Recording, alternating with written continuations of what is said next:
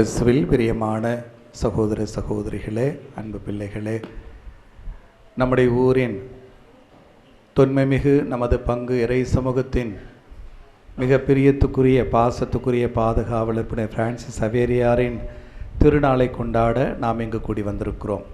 அருள் பணியாளர்களாய், அருள் சகோதரிகளாய், அருள் சகோதரர்களாய், அன்பு இறை மக்களாய் பெருமகிழ்வோடும் நன்றி பெருக்கோடும் கடவுள் திருமுன் வந்திருக்கிறோம். இந்த திருநாளை கொண்டாட இங்கு கூடி வந்திருக்கிறவங்கள் அனைவருக்கும் அந்த நல்ல புனிதரின் திருப்பெயரில் திருநாள் வாழ்த்துக்களை பெருமகிழ்ச்சியோடு தெரிவித்துக் கொள்ளுகிறேன். Happy fees, happy fees. ரொம்ப சந்தோஷம். நம்முடைய பங்கு தந்தை சொன்னாங்க, ஏறக்குறைய ஓராண்டுக்குள் 3வது முறையாக வளம்பட்டி பங்கிற்கு வருகிற ஒரு வாய்ப்பு, ஒரு கிருபை எனக்கு கிடைத்திருக்கிறது என்று தான் சொல்ல முடியும்.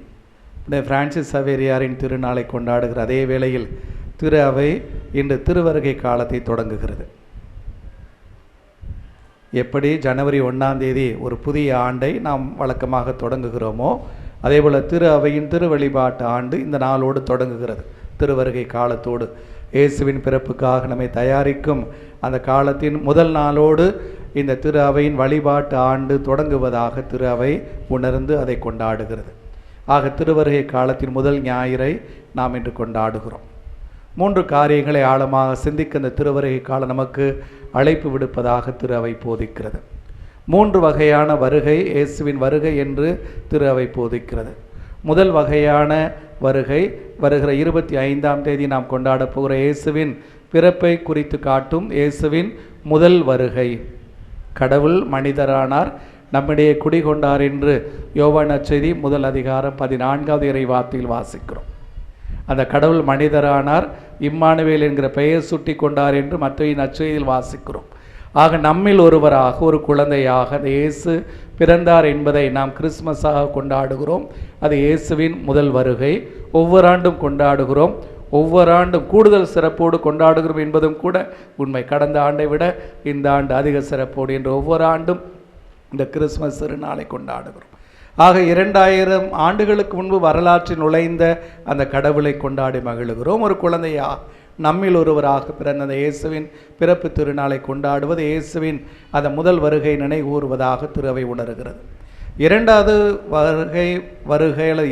வருகை என்று சொல்லுகிற போது இந்த உலகம் முடிகிற நாளில் இயேசு ஒரு நடுவராக, நமக்கு தீர்ப்பளிப்பவராக வருகிற நாள் என்று திரு அவை சொல்லுகிறது. அதை நான் இப்படித்தான் எப்போதுமே புரிந்து கொள்வதுண்டு. அது நமக்கு தீர்ப்பளிக்க வருகிற நாள் அல்ல, மாறாக உலகம் முழுவதையும் அந்த கடவுளுக்கு அந்த கிறிஸ்து அர்ப்பணிக்கிற நாள் அந்த நாளாக இருக்கும். ஏனெனில் கிறிஸ்துவில் ஒரு இறையாட்சி தொடங்கி இருக்கிறது. அந்த இறையாட்சிக்குட்பட்ட மக்களாக இவ்வுலகமாந்தர் அனைவரும், படைப்பு அனைத்துமே அந்த கடவுளுக்கு அர்ப்பணிக்கப்படுகிற நாள் அந்த இயேசுவின் 2ஆம் வருகையின் நாள் என்று நான் உணர்வதுண்டு. நற்செய்தி வாசகமாக தந்தையவர்கள் வாசிக்க கேட்டோம், உலகெங்கும் சென்று படைப்பிற்கெல்லாம் நற்செய்தியை பறைசாற்றுங்கள். ஆக மனிதர்களுக்கு மட்டுமல்ல, படைப்பு அனைத்திற்கும், இயற்கை முழுவதற்கும் அந்த கடவுள் அரசாளுகிறார், அந்த கடவுள் நம்மை அன்பு செய்கிறார் என்கிற அந்த செய்தியை சொல்லுங்கள் என்று நமக்கு கட்டளை கொடுக்கப்பட்டிருக்கிறது. அந்த கட்டளை நிறைவேறுகிற நாள் இவ்வுலகில் எல்லா மாந்தரும் அந்த கடவுளை தங்கள் தாயாக தந்தையாக கொண்டாடி மகிழ்ந்து தங்களுக்குள் சகோதர உறவில் வாழக்கூடிய ஒரு புதிய மானுடம், ஒரு புதிய இறையாட்சி சமூகம் அது நிறைவடைகிற நாள் இயேசுவின் 2ஆம் வருகையின் நாள் என்று நான் உணர்வதுண்டு. அந்த நாளுக்கு காத்திருக்கிறோம். அந்த நாள் விரைவில் நடக்க வேண்டும் என நாம் காத்திருக்கிறோம். இயேசுவின் இறையாட்சி முழுமையடைய வேண்டும் என்பது நமது மன்றாட்டு. ஒவ்வொரு நாளும் கர்த்தர் கற்பித்த ஜெபத்தை மன்றாடுகிற போதெல்லாம் தவறாமல் ஜெபிக்கிறோம். கடவுளே, உமது ஆட்சி வருக, உமது இறையாட்சி வருக. எல்லா மாந்தரையும் உள்ளடக்கிய அந்த இறையாட்சி எம்மில் மலர வேண்டும் என்று மன்றாடுகிறோம். ஆக இது எல்லாம் அழிந்து போன பிறகு கடவுள் நம்மை தண்டிக்க வருகிற நாளாக நான் பார்ப்பதில்லை.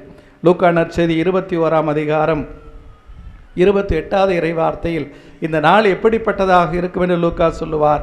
இயேசுவின் வார்த்தைகளாக இவையெல்லாம் நிகழத் தொடங்கும் போது நீங்கள் தலை நிமிர்ந்து நில்லுங்கள், ஏனெனில் உங்கள் மீட்பு நெருங்கி வருகின்றது என்று.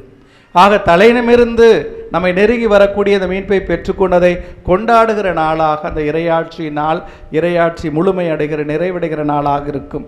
அதை இயேசுவின் 2ஆம் வருகை என்று சொல்லுகிறோம். அந்த நாளுக்காக நாம் காத்திருக்கிறோம். அதையும் இந்த திருவருகை காலத்தில் நினைவு கூர்ந்து கொண்டாடுகிறோம். பிரியமானவர்கள், 3வது வருகை என்றும் திரு அவை இன்னொரு வகையான வருகையை சொல்லுகிறது. நமக்கு அறிவிக்கப்படுகிற இறை வார்த்தையில் ஒவ்வொரு நாளும் இயேசு நம்மிடையே வருகிறார். நாம் கொண்டாடக்கூடிய அருள் அடையாள கொண்டாட்டங்களில், நற்கருணை கொண்டாட்டத்தில், திருப்பலியில் அந்த இயேசு ஒவ்வொரு நாளும் நம்மிடையே வந்து பிரசன்னமாகிறார். நமக்கு அடுத்திருக்கக்கூடிய எல்லா மனிதர்களும், குறிப்பாக தேவையில் உழலக்கூடிய, வறிய நிலையில் வாழக்கூடிய, நமது உதவி தேவைப்படக்கூடிய எல்லா மாந்தர்களும் அந்த இயேசு இன்றும் நம்மிடையே வருகிறார். இந்த உலகம் முழுவதும் அந்த கடவுளின் பிரசன்னம், அந்த கடவுள் இருக்கிற வீடு, அவரது உறைவிடம் என்று உணர்ந்து வாழக்கூடிய ஒரு வாழ்வு. ஆக ஒவ்வொரு நாளும் அந்த இயேசு நம்மை சந்திக்கிறார். நம்முடைய குடும்பத்தவராக, நமது கணவனாக, மனைவியாக, தந்தையாக, தாயாக, உடன் பிறந்தவர்களாக, உறவுக்காரர்களாக, பிள்ளைகளாக அந்த கடவுள் நம்மை நாளும் சந்திக்கிறார். ஒவ்வொரு நாளும் நம்மிடம் வருகிறார் என்று உணர்ந்து வாழ திரு அவை நமக்கு அழைப்பு விடுக்கிறது. பிரியமானவர்களே, ஆக இந்த திருவருகை காலத்தில் இந்த 3 வகையான இயேசுவின் வருகையை நாம் நினைவு கூர்ந்து கொண்டாடுகிறோம். அதன் நிறைவாகவே கிறிஸ்துமஸ் என்பதை இயேசுவின் வருகையின் திருநாளாக, இயேசுவின் பிறப்பின் திருநாளாக கொண்டாடி மகிழ்கிறோம். ஆக இந்த நாளில் நாம் அந்த இயேசுவின் பிறப்பு திருநாளுக்காக காத்திருக்கிறோம். இயேசுவின் பிறப்பில் இவ்வுலகமாந்தர் அனைவருக்கும் கடவுள் வாக்களித்தது மகிழ்ச்சியும் அமைதியும். அந்த மகிழ்ச்சியும் அமைதியும் எல்லா மாந்தரும் முழுமையாக பெற்று மனநிறைவோடு வாழக்கூடிய ஒரு புதிய வாழ்க்கை இயேசுவின் வாக்குறுதி, இயேசுவின் பிறப்பின் வாக்குறுதி. அந்த மகிழ்ச்சி, அந்த அமைதி கொண்ட மக்களாக எந்நாள் வாழ்ந்த கிறிஸ்துமஸ் நாட்களில் இறைவன் உங்களை நிரம்ப ஆசீர்வதிக்க உங்களுக்கு ஆட்சேபிக்கிறேன். பிரியமானவர்களே, இது திரு அவை ஓடு இணைந்து நாமும் புனித பிரான்சிஸ் சவேரியாரின் திருநாளை கொண்டாடுகிற இந்த நாட்களில் இந்தியாவில் குறிப்பாக கிறிஸ்தவ மக்களிடையே மிக அதிகமாக உச்சரிக்கப்படுகிற பெயர் பிரான்சிஸ் சவேரியார். நிறைய பேர் கோவாவுக்கு போயிட்டு வராங்க. அவருடைய உடல் அழியாமல் இருக்கிறது. அந்த அழியா உடலை பார்ப்பதற்காக தஞ்சாவூர் மறை மாவட்டத்தில் நிறைய ஃபாதர்ஸ் மக்களெல்லாம் கூட்டிகிட்டு போயிட்டு வந்துட்டுருக்குறாங்க. நான் போகலை, வாய்ப்பு கிடைக்கல, அதனால் போகலை. நான் உணர்ந்து பார்ப்பேன், தனது இறை வார்த்தை இத்தனை ஊக்கத்தோடு, ஆற்றலோடு, வல்லமையோடு நாடு கடந்து, கடல் கடந்து, கண்டம் கடந்து சென்று அறிவித்த அந்த மனிதரது உடல் அழிந்து போகக்கூடாது என்று அந்த கடவுளே காத்து கொண்டு இருக்கிறார் என்று. ஆக அவரது உடல் அத்துணை மேன்மைக்குரியது என்று அந்த கடவுள் கருதுவாரானால், அந்த உடல் வழியாக அந்த மனிதர் அறிவித்த அந்த நற்செய்தி எத்துணை மேன்மையானது என்பதை உணர்ந்திருக்கும். ஆக அவரது நற்செய்தியை வாய் திறந்து அறிவித்து, கால் கடந்து அறிவித்து, அதன் மேன்மை உணர்த்திய அந்த புனிதரது மேன்மையும் பாராட்டுக்குரியதே, வியப்புக்குரியதே என்பதுதான் இந்த புதுமை நமக்கு உணர்த்துவதாக பார்க்கிறேன். அந்த மனிதரை பார்க்கிற போதெல்லாம் கொஞ்சம் கூட ஒரு அசதி தோன்றாத அத்துணை ஆற்றல் மிகுந்த ஒரு புனிதராக பார்க்க முடியும். எசையா இறைவாக்கு நூல் 40ஆம் அதிகாரம் 31வது இறைவார்த்தையில் எசையா சொல்லுவார், ஆண்டவர் மேல் நம்பிக்கை வைத்திருப்பவர்களோ புதிய ஆற்றல் பெறுவார்கள், கழுகுகள் போல் இறக்கை விரித்து உயரை செல்வார்கள், அவர்கள் ஓடுவார்கள், களைப்படைய மாட்டார்கள், நடந்து செல்வார்கள், சோர்வடைய மாட்டார்கள். நமக்கெல்லாம் உட்கார்ந்திருந்தாலே களைப்பு வந்து விடுகிறது. ஆனால் இந்த மனிதர் எத்தனை ஆயிரம் மைல் கடல் வழியாகவே பயணித்து, எந்த விஞ்ஞான வசதிகளும் இல்லை, அத்துணை ஒரு நெருக்கடி மிகுந்த கடற்பயணங்கள், பெரும் விபத்துக்கும் ஆபத்துக்கும் உள்ளாகக்கூடிய அந்த சூழலிலும் கூட ஐரோப்பாவில் போர்ச்சுகலிலிருந்து இந்தியா, கோவாவிலிருந்து கேரள பகுதி, கேரளத்திலிருந்து தூத்துக்குடி பகுதி அல்லது தஞ்சை பகுதிகள் என்று சீனாவுக்கும் ஜப்பானுக்கும் ஒரு மனிதர் அந்த காலத்தில் வெறும் பாய்மர படகுகளை நம்பி பயணித்திருப்பாரானால், அவரிடம் விளங்கிய அந்த ஆற்றல் வல்லமை, அதன் பின்புலம் அவர் கிறிஸ்து மீது கொண்டிருந்த மாறாத நம்பிக்கை. பிரியமானவர்களே, நான் கொண்டிருக்கிற இந்த நம்பிக்கைக்காக எதையும் செய்வேன், நான் கொண்டிருக்கிற இந்த நம்பிக்கையாக எதையும் நான் இழந்து நிற்பேன் என்கிற அந்த மனிதரது உள்ளத்து உறுதி நமக்கு வியப்பை ஏற்படுத்துகிறது. ஆக விவிலியம் சொல்வது போல, அவர் ஓடினாலும் களைப்படையாது, நடந்து போனாலும் சோர்வடையாது, அத்தனை ஊக்கத்தோடு அந்த இறை வார்த்தையை அறிவித்த ஒரு மாபெரும் புனிதராகவே நாம் பார்ப்போம். நமது இந்திய திரு அவையின் வரலாற்றில் ஒரு மிகப்பெரிய தாக்கத்தை ஏற்படுத்தி திரு அவை வளர்வதற்கும் நற்செய்தி அறிவிக்கப்படுவதற்கும் ஒரு மிகப்பெரிய உந்து சக்தியாக இருந்தவர் புனித பிரான்சிஸ் சவேரியார் என்று சொன்னால் அது மிக இல்லை. குறிப்பாக தமிழக பகுதியிலும் கூட இன்று ஏராளமானவர்கள் அது இயேசுவை ஏற்றுக்கொண்டிருக்கிறார்கள் என்றால் அந்த நல்ல புனிதரது அந்த நற்செய்தி அறிவிப்பே அதற்கு காரணம் என்றும் நம்மால் சொல்ல முடியும் பிரியமானவர்களே. அப்படி அந்த மனிதரிட விளங்கிய அந்த தெளிவு என்ன என்று பார்க்கிற போது இன்றைய 2ஆம் வாசகத்தில் புனித பவுலடியாரின் வார்த்தைகளாக வாசிக்க கேட்டோம். 1 கொரிந்தியர் 9ஆம் அதிகாரம் 22வது வார்த்தையும் 16வது இறை வார்த்தையும் அவர் சொல்லுவார், ஒரு சிலரேனு மீட்கும்படி நான் எல்லாருக்கும் எல்லாம் ஆனேன். எல்லாருக்கும் எல்லாம் ஆனேன் என்கிற வார்த்தைகள் புனித பிரான்சிஸ் சவேரியாரின் வாழ்வில் மிகப்பெரிய தாக்கத்தை ஏற்படுத்திய வார்த்தைகளாக அவரது வரலாறு சொல்லுகிறது. எல்லாருக்கும் எல்லாம் ஆனேன். ஆக நான் அந்த இயேசுவை அறிந்திருக்கிறேன், எல்லோரும் அவரை அறிய செய்ய வேண்டும். நான் அந்த இயேசுவை அன்பு செய்கிறேன், எல்லோரும் அந்த இயேசுவை அன்பு செய்யும்.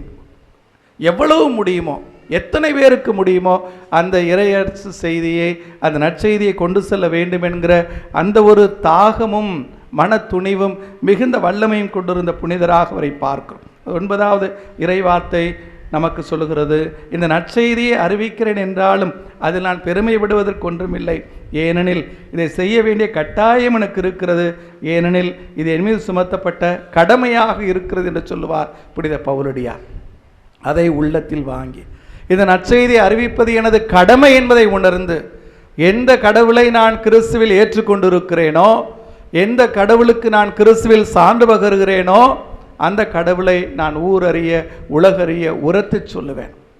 அதை சொல்வது எனது கடமை என்று உணர்ந்த ஒரு மனிதரால் தான் இவ்வளவு துணிவோடு இவ்வளவு தொலைவுக்கு பயணம் செய்து இறைவார்த்தை கொண்டு சென்றிருக்க முடியும் என்று பார்க்க முடியும். ஆக எல்லாருக்கும் எல்லாம் ஆக வேண்டும். அவரை குறித்து ஒரு வரலாற்று குறிப்பில் வேடிக்கையான ஒன்றை சொல்லுவார்கள். இந்தியாவுக்கு வந்தபோது இங்கு பாமரர்கள் அதிகமாக இருக்கிற ஒரு சூழலில் அவர்கள் மத்தியில் ஒரு ஏழை எளிய மனிதராக எளிய உடை அணிந்து இறைவார்த்தை அறிவித்தார். ஆக இந்தியாவில் காலிறங்கிய பிறகு அவர் செய்த பணிகள் எல்லாம் ஏழைகள் மத்தியில், பாமரர் மத்தியில், இந்த நாட்டு மக்களது வாழ்க்கை சூழலில் அமைந்திருந்தது. அவர் தோற்றம் அத்துணை எளிதாக இருந்தது, அவரது உடுத்திய உடைகளும் எளிதாக இருந்தன என்று. அதே மனிதர் ஜப்பானுக்கு போகிற போது ஒரு நவநாகரிக மனிதனாக உடையணிந்து நற்செய்தி அறிவித்தார் என்பது வரலாறு. ஆக அங்கிருந்த மக்கள் அவர்களது சூழல் என்பதை உணர்ந்து அவர்களுக்கு அந்த இயேசுவை அறிவிக்க வேண்டும். ஆக ஒரே நற்செய்தி, ஒரே இயேசு என்றாலும் கூட அதை அறிவிக்கிற அந்த சூழலுக்கு ஏற்றவாறு எல்லாருக்கும் எல்லாமாகி அந்த கிறிஸ்துவின் நற்செய்தியை அவர்களுக்கு உரத்து சொல்ல வேண்டும் என்று உணர்ந்து அந்த காரியத்தை செய்த மனிதராக அவரை பார்க்க முடியும் பிரியமானவர்களே. ஆக அவரை இயக்கிய அந்த ஒரு ஆற்றல் வல்லமை, அவர் கடவுள் மீது கொண்டிருந்த மாறாத நம்பிக்கையும், அந்த கிறிஸ்துவுக்கு சான்று பகர வேண்டும் என்கிற அந்த குறைந்து போகாத தீர்ந்து போகாத அந்த தாகம், அந்த உள்ளத்து உறுதி, அந்த மனிதர் நமக்கு என்னாலும் சொல்லிக் கொடுக்கக்கூடிய வாழ்க்கை பாடம் என்று உணர வேண்டும் பிரியமானவர்களே. இப்படி நற்செய்தி அறிவிப்பவர்கள் எத்துணை மேலானவர்கள் என்பதை நாம் உணர்ந்து கொள்ள வேண்டும். எசையா இறைவாக்கு நூல் 53ஆம் அதிகாரம் 7வது இறைவார்த்தை சொல்லுகிறது, நற்செய்தி அறிவிக்கவும், நலவாழ்வை பலப்படுத்தவும், நலம் தரும் செய்தியை உரைக்கவும், விடுதலையை பறைசாற்றவும், சீயோனை நோக்கி உன் கடவுள் அரசாளுகின்றார் என்று கூறவும், வருவோரின் பாதங்கள் மலைகள் மேல் எத்துணை அழகாய் இருக்கின்றன. நமக்கு நற்செய்தி கொண்டு வந்த இந்த நல்ல மனிதர்களது பாதங்கள் எத்துணை மாண்புக்குரியவை, வியப்புக்குரியவை என்றே விவிலியம் பறைசாற்றுகிறது. ஏனெனில் அவர்கள் கொண்டு வந்த செய்தி நற்செய்தி, நலவாழ்வை பலப்படுத்துவதற்கான செய்தி, அது நலம் தரும் செய்தி, அது விடுதலையை பறைசாற்றக்கூடிய செய்தி, ஒட்டுமொத்தத்தில் உங்கள் கடவுள் அரசாளுகிறார் என்று சொல்லக்கூடிய செய்தி என்று பார்க்கிறோம். கடவுள் அன்பாயிருக்கிறார், அந்த கடவுள் உங்கள் மீது அக்கறை கொண்டிருக்கிறார், அந்த கடவுள் உங்களை தேடி வந்திருக்கிறார், அந்த கடவுள் உங்களுள் ஒருவராக இருக்கிறார் என்பதே அவர்கள் கொண்டு வந்த இந்த நற்செய்தியின் சாரம்சமாக கருவாக இருந்தது என்பதை நம்மால் உணர்ந்து கொள்ள முடியும் பிரியமானவர்கள். ஆக இந்த நற்செய்தி அறிவித்தார்கள். எந்த விலை கொடுத்தும், எவ்வளவு சிரமங்களுக்கு மத்தியிலும் அந்த நற்செய்திக்கு சான்று பகர வேண்டும் என்று விரும்பினார்கள். ஆக அத்துணை மேன்மைக்குரிய ஒரு புனிதராக புனித பிரான்சிஸ் சவேரியாரை கொண்டிருக்கிறோம். அவரையே நமது பாதுகாவலராக கொண்டிருக்கிறோம். இது மலம்பட்டி பங்கு ஒரு நற்செய்தி அறிவிக்கிற தளம் என்று நானும் உணர்ந்திருக்கிறேன். It's a mission station. அப்படித்தான் இது வளர்ந்து வந்திருக்கிறது. ஏராளமான சமயங்களை சார்ந்த சகோதர சகோதரிகள் வந்து கூடி கடவுளை வழிபடக்கூடிய ஒரு இடமாக இந்த இடம் தொன்று தொட்டு இருந்து வந்திருக்கிறது. பிரியமானவர்களே, அடுத்தவருக்கு நற்செய்தி அறிவிக்கிற கடமை நமக்கு இருக்கிறது. திருச்சிலுவை சபையை நிறுவிய அருள் சகோதரி கிளவுடின் சொல்வதாக வாசித்திருக்கிறேன். அந்த நல்ல கடவுளை எல்லோரும் அறிய செய்ய வேண்டும், அந்த நல்ல கடவுளை எல்லாரும் அன்பு செய்திடல் வேண்டும் என்று நமது நோக்கமே அதுவாக இருக்க வேண்டும். எல்லோரும் அந்த நல்ல கடவுளை அறிந்து கொள்ள செய்வது நமது கடமை.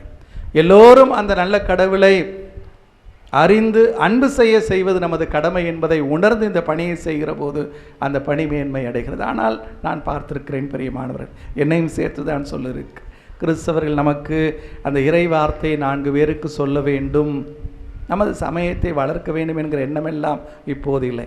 பங்கு சமயர்கள் நிறையா இருக்கிறாங்க, நானும் இருந்திருக்கிறேன் பங்குகளில். இப்போ நமது பங்குகளில் கிறிஸ்தவ எண்ணிக்கை கூடுகிறது என்றால் பிள்ளைகள் திருமுழுக்கு பெற்றாலும் உண்டு, அல்லது நம்ம ஆட்கள் எங்கேயாவது போய் இந்து பெண்ணையோ இஸ்லாமிய பெண்ணையோ திருமணம் செய்து வந்தால் உண்டு. அப்படித்தான் திரு அவை வளர்த்து கொண்டிருக்கிறோம். இயேசுவை ஏற்றுக்கொண்டிருக்கிறோம். நாங்கள் இயேசுவில் நம்பிக்கை கொண்ட மனிதர்களாக கிறிஸ்தவத்தில் சேர விரும்புகிறோம் என்று வருகிறவர்கள் எல்லாம் இப்போது மிக குறைவு, வெகு சிலரே. என்ன காரணம்? அது நற்செய்தியின் குறைபாடா, அல்லது இயேசுவின் பெயர் அறிவிக்கப்பட முடியாத பெயரா? அறிவிப்பவர்கள் இல்லை. அந்த இயேசுவுக்கு சான்று பகர்ந்து அந்த நற்செய்தியை கொண்டு சேர்க்க வேண்டும் என்கிற ஊக்கத்தோடு பணி செய்யக்கூடிய அந்த நிலை இல்லை. திரு அவை பெரும்பாலும் கிறிஸ்தவர்கள் ஆகி போன அந்த மக்களை வழிநடத்துவதிலேயே, மீண்டும் மீண்டும் அந்த கிறிஸ்தவ நெறிகளை அவர்களுக்கு சொல்லிக் கொடுப்பதிலேயே தனது நேரத்தை, தனது ஆற்றலை, உழைப்பை செலவிடுகிறது என்றே உணர்கிறேன். நாம் மறந்தே போயிருக்கக்கூடாத, நாம் செய்யாத, அவசியமாக செய்ய வேண்டிய ஒரு கடமை இந்த நற்செய்தியை அறிவிக்கிற அந்த பணி. எல்லோருக்கும் அந்த நற்செய்தியை கொண்டு செல்ல வேண்டும். இயேசுவின் 2ஆம் வருகை நான் சொன்னது போல சமீபத்திருக்க வேண்டும், அது உடனடியாக வர வேண்டும், எல்லோருக்கும் அந்த நற்செய்தி சென்று சேர வேண்டும். ஆக நற்செய்தி அறிவிப்பது என்பது பல நேரங்களில் இதுபோல் அந்த பைபிள் கோஷிகள் போல பைபிளை தூக்கி கொண்டு ஊராக போகிறோம், தெருக்களில் பேசுகிறோம் என்பதெல்லாம் அல்ல. நாம் வாழக்கூடிய இடங்களில், பணி செய்யக்கூடிய இடங்களில், நாம் படிக்கிற இடங்களில், நாம் சந்திக்கிற மனிதர்களுக்கு அந்த இயேசுவை எடுத்து சொல்வதற்கான கடமை நமக்கு இருக்கிறது. பிரியமானவர்களே, நாம் பார்த்துருக்கிறோம், பஸ்லையோ ரயிலையோ பயணம் செய்கிறப்ப எல்லாம் ஒரு இந்து சமய சகோதர சகோதரி இருந்தாங்கன்னா, ஒரு இந்து கோயில் வந்தால் எந்த ஒரு தயக்கமும் இல்லாமல், கூச்சமும் இல்லாமல் தங்களது அந்த வழிபாட்டு அடையாளத்தை காட்டுவார்கள். ஒரு இஸ்லாமிய சகோதர சகோதரி அப்படியெல்லாம் இருந்தாங்க அப்படின்னு சொன்னால், அவங்களும் கூட அந்த மணி குறிப்பிட்ட நேரம் வருகிறப்ப அந்த தங்களது சமய பழக்கத்தை காட்டுவதில் அவர்களுக்கு எந்த தயக்கமும் கூச்சமும் இருப்பது கிடையாது. நம் ஒரு கோவிலை பார்த்தா சிலுவை போடணுன்னா கூட இங்கிட்டு திரும்பி இந்த பக்கம் திரும்பி, எனக்கும் அந்த பழக்கம் இருந்திருக்கிறது. வேறு யாரும் நம்மளை பார்க்காம இருக்கிற ஒரு சூழலில் ஒரு சிலுவை எப்படி, அந்த சிலுவை கூட இங்கே கூட போகாது, இந்த எப்படி முடிச்சுக்குவோம் இந்த இடத்துலையே என்பது போல நமது நற்செய்தி அறிவிப்பு என்பது நம்மை கிறிஸ்தவர்களாக அடையாளப்படுத்திக் கொள்வது என்பது குறைந்து போயிருக்கிறது. தலைநிமிர்ந்து சொல்லுவோமே நாங்கள் இயேசுவை ஏற்றுக்கொண்டவர்கள் என்று, நாங்கள் கிறிஸ்துவின் நற்செய்திக்கு சான்று பகருகிறவர்கள் என்று, நமது எண்ணங்கள் கிறிஸ்தவ எண்ணங்கள் என்று பேசுவோமே, நாம் பேசக்கூடிய எல்லா வார்த்தைகளும் கிறிஸ்துவின் வார்த்தைகள் என்று சொல்லுவோமே, நாம் போகக்கூடிய பாதை அந்த கிறிஸ்துவின் பாதை என்று சொல்லுவோமே, அதில் என்ன தயக்கம், அதில் என்ன வெட்கம் வேண்டி இருக்கிறது? இயேசுவுக்கு சான்று பகர ஏன் கூச்சப்பட வேண்டும்? புனித சவேரியார் கூச்சப்பட்டாரா, வெட்கப்பட்டாரா? வெட்கப்பட்டிருந்தால் அந்த இறை வார்த்தை முன்பின் தெரியாத மக்களுக்கு, மொழி தெரியாத மக்களுக்கு அவர் எப்படி மொழி கற்றுக்கொண்டு பேசுவார் என்பதையெல்லாம் ஒரு வரலாற்றில் படித்திருக்கிறோம். எவ்வளவு சிரமப்பட்டு அதை தவறாக உச்சரித்தாலும் கூட அறிவிக்கப்படுவது நற்செய்தி, அறிவிக்கப்படும் இயேசுவின் நற்செய்தி என்பதை தெளிவாக உணர்ந்த காரணத்தாலே அவர்கள் மொழியும் கூட தடையில்லை, பண்பாடு தடையில்லை, எந்த நாடு எந்த இனம் என்பது தடையில்லை, எல்லோருக்கும் நற்செய்தி, நான் எல்லாருக்கும் எல்லாம் ஆக வேண்டும் என்கிற அந்த வேட்கையோடு அந்த இறைவார்த்தை அறிவித்தவராக பார்க்கும். திரு அவை அந்த காரியத்தை செய்ய வேண்டும். பிரியமானவர்கள், எல்லோரும் அந்த இயேசுவில் தன்னை வெளிப்படுத்தி அந்த கடவுளை கண்டு தங்கள் கடவுளாக ஏற்று அவரை அன்பு செய்து அவரது பிள்ளைகளாக வாழுகிற அந்த நிலை வேண்டும். கிறிஸ்துவின் நற்செய்தி அறிவிக்கப்பட வேண்டும், உரத்து அறிவிக்கப்பட வேண்டும். நாம் செல்லக்கூடிய இடங்களிலெல்லாம், வாழுகிற வாழ்க்கை முறைகளிலெல்லாம் அந்த கிறிஸ்து அறிவிக்கப்பட வேண்டும், அந்த கிறிஸ்து அறிக்கையிடப்பட வேண்டும் என்பதை உணர்ந்து வாழுகிற போது பிரியமானவர்களே, நாமும் அந்த நற்செய்தியாளர்களே. பிரான்சிஸ் சவேரியார் போல நாமும் அந்த நற்செய்தியாளர்களே என்பதை உணர முடியும். நேற்று திரு அவை புனித அந்திரேயாவின் திருநாளை கொண்டாடியது. சென்ட் ஆண்ட்ரூ பிளவேந்திரர் என்று முன்னால் சொன்னார். அந்த அந்திரேயாவின் திருநாள் நமக்கு உணர்த்தக்கூடிய அந்த மனிதரிடம் பாருங்களேன், அவர்தான் முதலில் திருமுழுக்கு யோவானின் சீடராக இருந்து இயேசுவின் சீடராக வந்த முதல் ஆள். பேதுரு எப்படி தலைவனாக தெரியனா, பேதுருக்கு முன்பே இயேசுவை ஏற்று அவரது சீடரானவர் புனித அந்திரேயா. இயேசுவை கண்டு அவரோடு ஒரு நாள் தங்கி இருந்த மாத்திரத்திலேயே தன் சகோதரர் பேதுருவை ராயப்பரை பார்த்து, நாங்கள் மெஸ்ஸியாவை கண்டோம் என்று மெஸ்ஸியாவிடம் பேதுருவை அழைத்து வந்தவரே அந்த அந்திரேயா. அதே போல ஒரு முறை கிரேக்கர்கள் இயேசுவை பார்க்க வருகிறார். அவர் எங்கு இருக்கிறார் என்ன என்று விசாரிக்கிறார். அந்த கிரேக்கர்களை இயேசுவிடம் அழைத்து வந்தது அந்திரேயா. வாருங்கள், இயேசுவிடம் உங்களை அழைத்து போகிறேன் என்று சொல்லி உங்களை சந்திக்க வந்திருக்கிறார்கள், உங்களோடு உரையாட விரும்புகிறார்கள் என்று அவர்களை அழைத்து வந்து இயேசுவிடம் விட்டது இந்த அந்திரேயா. இயேசு அப்பங்களை பழுகச் செய்கிற அந்த நிகழ்ச்சியில் பார்க்கிறோம். 5 அப்பங்களும் 2 மீனும் வைத்திருந்த ஒரு சிறுவனை இயேசுவிடம் அழைத்து வந்து, இந்த சிறுவனிடம் 5 அப்பங்களும் 2 மீன்களும் இருக்கின்றன, அதை நமக்கு கொடுக்க அவன் தயாராக இருக்கிறான், ஆனால் இவர்கள் பேருக்கு என்ன செய்வது என்று கேட்டதும் இந்த அந்திரேயா என்று பார்க்கிறோம். அவரது பணி அடுத்தவர்களை இயேசுவிடம் அழைத்து வருவது. நமது பணியாகட்டும். நம்மை சுற்றி வாழக்கூடிய மக்களை இயேசுவிடம் அழைத்து வருவோம் பிரியமானவர்களே. அந்த இயேசுவின் பிள்ளைகளாக அவர்களை ஆக்குவது நமது கடமை என்பதை உணர்வோம்.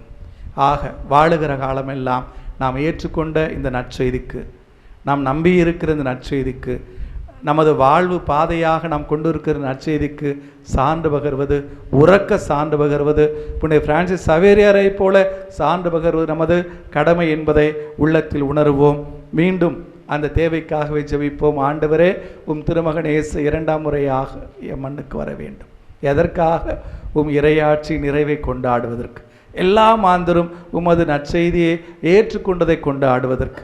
எல்லா மாந்தரும் உம்மை தந்தை என்று கண்டு மகிழ்ந்து வணங்கி நிற்கிற அந்த நிலையை காண்பதற்கு உம் திருமகன் திரும்ப வரட்டும் என இத்திருப்பலியில் மன்றாடுவோம். ஆமென்.